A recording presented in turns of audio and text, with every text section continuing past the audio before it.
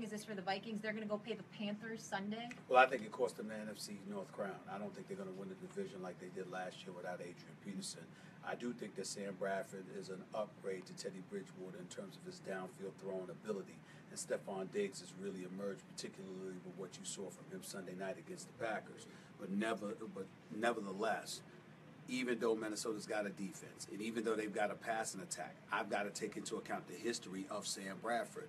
When he has had a passing attack in the past, but the offensive line was suspect and the running game was suspect, we see that Sam Bradford didn't win a lot of football games. He walked into Sunday night's game against the Packers with a 25-37-1 record as a starter. There's 12 games under 500.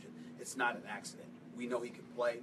We know he has starter ability. Mild hand injury in that game, too, on his non-throwing hand as well. That was a little concerning. But unlike Jay Cutler, he stayed in the game and played. You know what? So that's just the way that it is.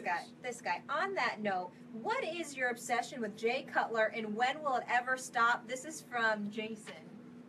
Jay Cutler. He thinks you're obsessed. Jay Cutler stinks. I mean, if they didn't ask me the question, if he didn't show up on Monday Night Football, then I wouldn't have been talking about him. But since he had the gall to show up on national television and act like he could play the quarterback position, why couldn't I couldn't help but bring him up.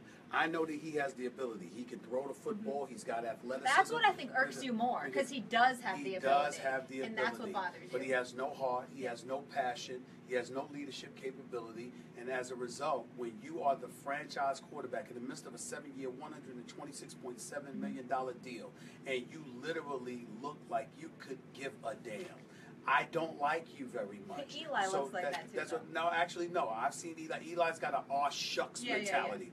But he cares. It's just that, he doesn't have that, he doesn't have the style. Time out. I have a great idea. Facebook, please feel free to weigh in on this. So I moderate the show every day with Stephen A., Max Kellerman.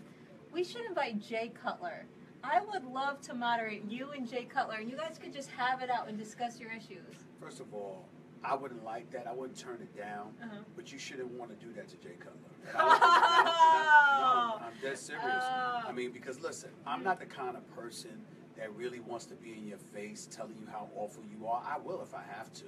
You come to my house, I'm going to tell you what the deal is. But the point is that I really don't want to be that cruel. But he's really a nice guy. I'm really sincere when I tell you I really don't think he cares that much. And I think that's why you saw a guy on a pup list get in his face. I think that's why you saw Brandon Marshall, who's the ultimate cheerleader for his quarterback, speak against him. I think that's why you saw Tyrann Mathieu, the Honey Badger, calling him out. You see guys in the league that lack respect for Jay Cutler. And it's not because of his ability. But you also see guys like Jim Harbaugh coming out in his defense saying Jim Harbaugh, who cares? I mean, he's a great coach. I'm a fan of Jim Harbaugh, but I think that Jim Harbaugh is inclined to come to the defense of a guy with that ability who plays the sport because he has so much respect for it. My problem is the city of Chicago Bears fans everywhere, the organization itself. They're such a great sports town, a great city. They deserve better than somebody who literally comes across as if he could care less and who quits at the drop of a hat. Let's change the subject because you got a radio show to do. I don't want you getting all stressed, all worked out. You got another couple hours in you. Let's go lighter subject. This one's from Darnell Reed. What's your favorite sports movie? I'm going to go throwback, Raging Bull or Rudy. I love Rocky IV, believe it or not.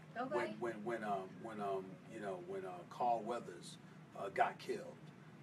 And Rocky, I love the scene that he had with Adrian. And Adrian says, you can't win. And he said, oh, Adrian, she always tells the truth.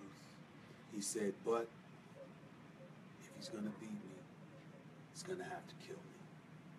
And in case people don't know, Stephen A. also acts. He said, he's going to have to kill me. And to kill me, he's going to have to stand in front of me.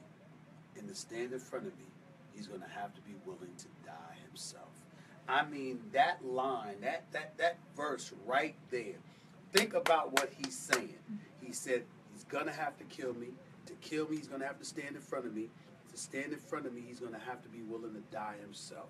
I mean, that's something special. When you take a scene like that and you can apply it to any kind of sports vernacular that you choose, it's just a deep, deep scene that I always remembered. And then, being the wonderful wife that she was, what did she do?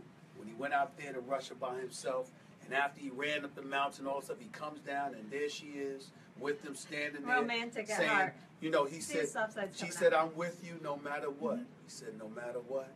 She said, no matter what. See that? I'd love to end it on this dramatic note. I have another question. This one's from me. So since you've done some acting seriously with General Hospital and now having the recurring role Brick, what's more fun for you? Sitting next to Max and I on First Take from 10 to 12, or acting with your guys, Sonny Corinthos and the others? I gotta say, it's a toss-up. It's a tie. I mean, He's lying. No. It's General Hospital. Listen, the show is the show. I mean, would they have wanted me on General Hospital if I wasn't the guy here at ESPN? I doubt it. But to grow up in Hollis, Queens, New York, to be forced from the time I was 8 years old to watch General Hospital when I come home, to ultimately fall in love with the soap opera and watch it for 40 years, and for the last 20 plus years, to be watching Maurice Bernard, a.k.a. Sonny Corinthos, on General Hospital, and to literally not just act on the soap, but for every scene I do is with him because I'm his guy. It's something special. It's an incredible honor. It really, really is. It's very, very humbling, and they're going to have me back again, too. Love it. All right. What do you want to end with here? Do you want to go NBA or Aaron Rodgers question? I'll let you pick. It don't matter. It could be NBA. All right. Let's do NBA. Aaron Rodgers, I'm not really interested in talking about him right now. He's not that bad man right now, but I believe he'll come back. Okay.